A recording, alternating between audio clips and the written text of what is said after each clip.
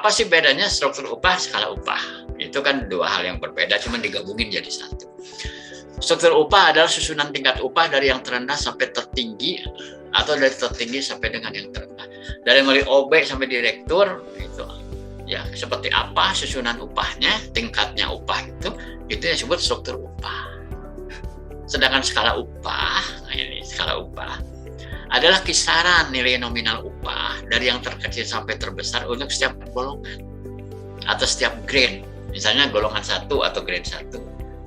Ya. Terkecil 3 juta misalnya, terbesarnya 3.500.000 untuk grade 1. Nah, itulah yang dimaksud skala upah. Jadi dengan kata lain, skala upah itu bagian dari struktur upah. Struktur upah itu terdiri dari beberapa skala, ya. Skala grade 1, grade 2 dan seterusnya. Nah, kemudian ada istilah masa kerja.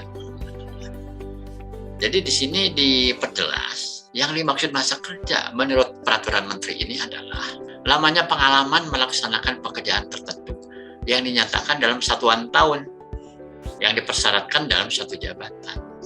Jadi kalau kita bicara masa kerja dalam konteks struktur skala upah, itu masa kerja dalam satu jabatan.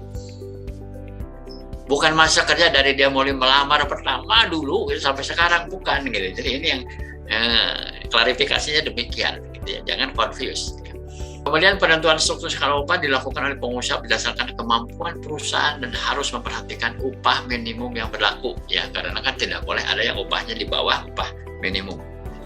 Nah, kalau sebelum ini kan pukul rata tuh, dari mulai usaha mikro kecil sampai dengan kelas kakap, korporat besar itu semuanya terkena kewajiban yang sama. Upah minimumnya harus dipatuhi. Dan kemudian praktek di lapangan apa? Ya, Bapak Ibu sangat memahami bahwa banyak perusahaan-perusahaan kecil, home industry, ya, atau mungkin outlet yang karyawannya tidak banyak, ya, toko-toko kecil itu mereka belum mampu, ya, membayar upah minimum. Belum mampu juga mungkin melaksanakan ketentuan-ketentuan normatif yang lainnya.